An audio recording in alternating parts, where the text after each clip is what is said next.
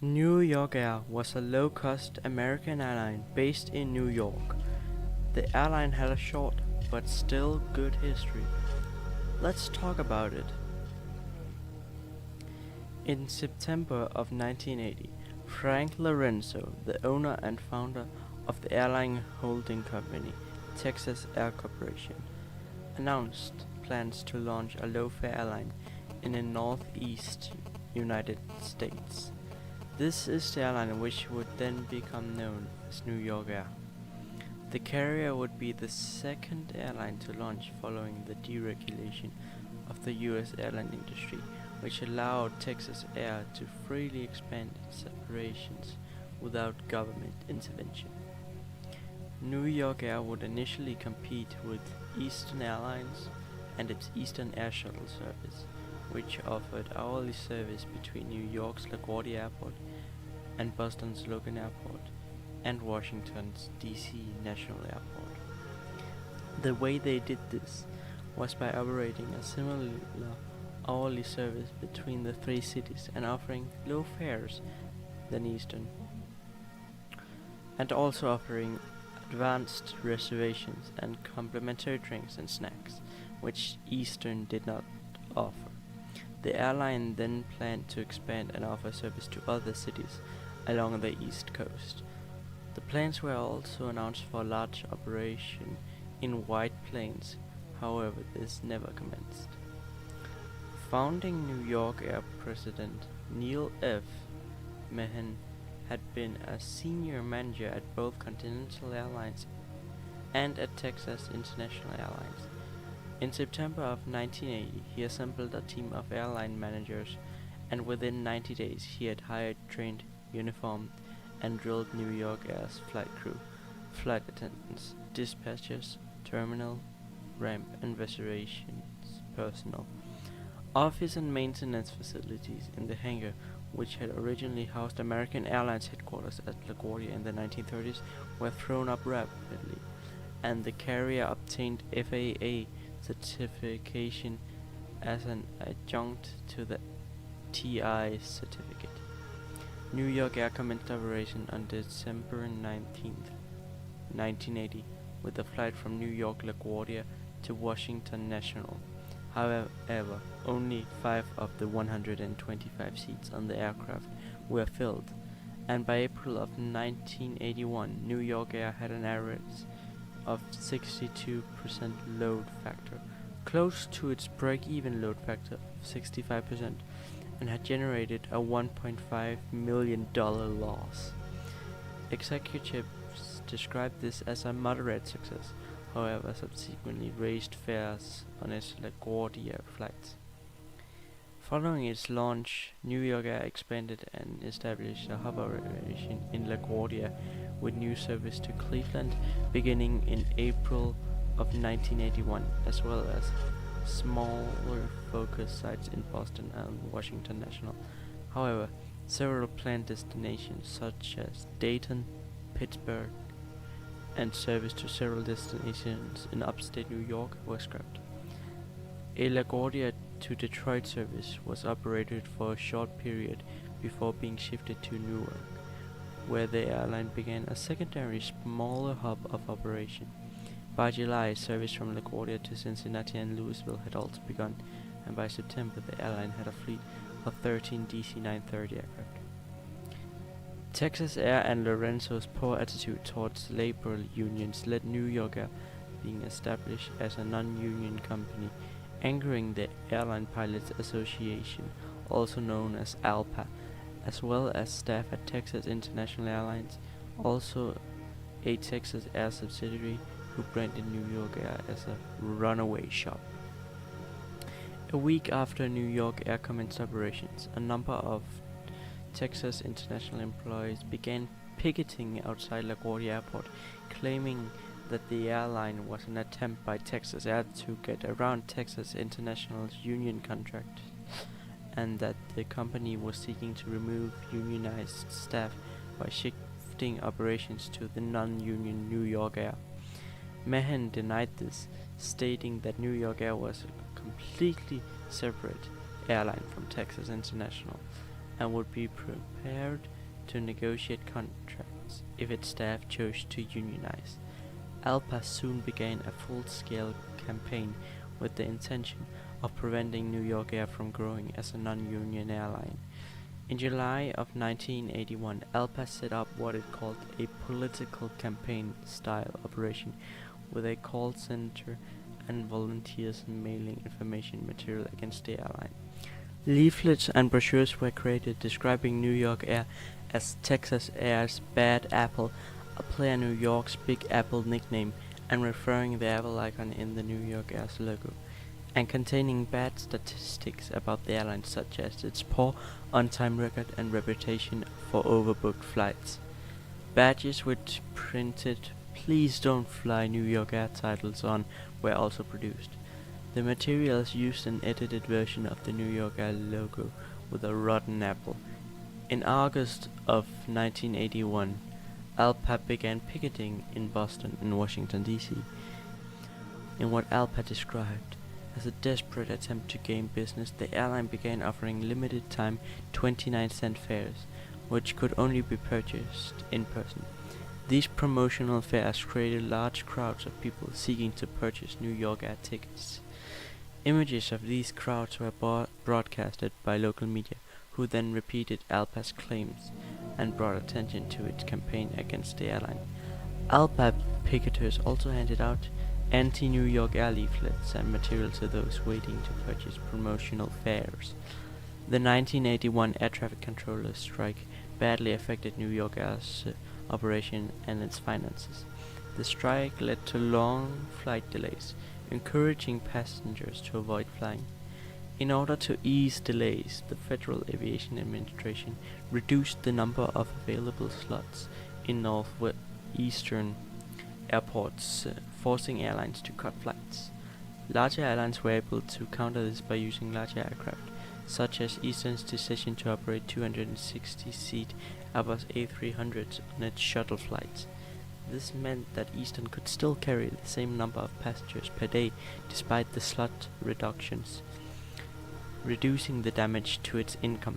Due to New York Air's small fleet, it was unable to follow a similar tactic, and its shuttle service was heavily damaged by the slot restrictions.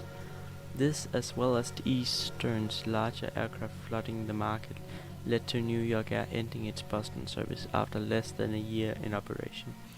Months after the campaign commenced, Lorenzo agreed to a new contract for Texas international pilots, however did not offer a contract to the New York Air pilots.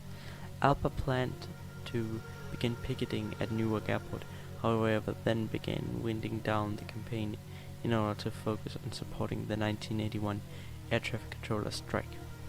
To maintain a presence in Boston, the airline established a hub at Logan Airport, offering service to Baltimore and Orlando.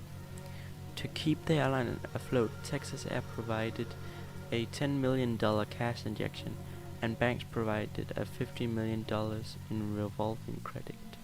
Another $15 million was obtained through the sale of 1.8 million shares. To keep the company going through winter in 1981, the airline sought another 10 to 15 million from its banks. The service out of Boston proved to be unprofitable, and the Boston hub was closed by the end of 1982. Service to Cleveland, Cincinnati and Louisville had also been cut due to competition from large airlines such as Eastern and United. In 1982 it became clear that the airline was in trouble. By the end of 1981, New York Air had lost $11 million, with an additional $8.2 million lost in the first quarter of 1982. In July of 1982, Meehan resigned as president and was subsequently replaced by Michael E. Levin, who was appointed as chairman in February. Under Levin's leadership, New York Air repositioned itself as a full-service airline and began targeting business passengers with premium service, but still at fares which were typically lower than competing carriers. Levin first shrunk New York Air's network and introduced new services to another served destinations with more business demand. In August of 1982, shuttle service between LaGuardia and Boston resumed, and scheduled flights between LaGuardia and Washington National were changed so flights would leave LaGuardia on the hour rather than on the half hour. The airline also began offering complimentary bagels on morning flights, as well as wine and newspapers, allowing the shuttle to compete more effectively with Eastern. Similar shuttle service were also added from Newark, initially only to Washington National. In 1983, the airline began a small hub operation at Raleigh-Durham Airport, with connections to Greenville, Knoxville, Savannah, and later Orlando, as well as feeder service on Air Virginia and Sunbird Airlines. The carrier targeted the hub at passengers who would usually connect through larger southeastern hubs such as Atlanta or Charlotte. A private boarding lounge known as the Apple Club was offered to passengers connecting through Raleigh, reinforcing New York Air's new premium model. By the end of 1983, the airline was profitable for the first time and began ordering the larger McDonnell Douglas MD-80 aircraft to supplement its DC-9 fleet. By September of 1984, service to Boston, Greenville, Knoxville, and Orlando from Raleigh had ceased, with remaining service from Raleigh ceasing by 1985. In October of 1984, Texas Air ordered 24 Boeing 747-300 aircraft, 8 of which would be delivered to New York Air beginning in 1985. This marked the first time New York Air operated Boeing aircraft, as well as any aircraft not produced by McDonnell Douglas. In July of 1985, New York Air announced it would open a hub at Washington Dulles Airport. Construction began on a 3.6 million concourse to handle the expanded number of flights, which featured an Apple Club restaurant. By the end of 1985, New York Air had 35 flights on a day from Dulles, and eventually made the airport its main operational focus. The airline also continued expanding its Boston and LaGuardia operations, with seasonal service to Martha's Vineyard and Nantucket. Raleigh briefly returned to New York Air's network as a connection from Washington Dulles in September of 1986. Beginning in 1986, Texas Air started coordinating the operations of all its subsidiaries. New York Air began co-sharing with other Texas Air subsidiaries, such as Continental Airlines service into Dulles. This then led to a co-operation between Continental and New York Air, branded as the New York Air / Continental team. In January of 1987, Texas Air announced its intention to merge New York Air along with fellow subsidiaries Frontier Airlines and People Express Airlines into Continental.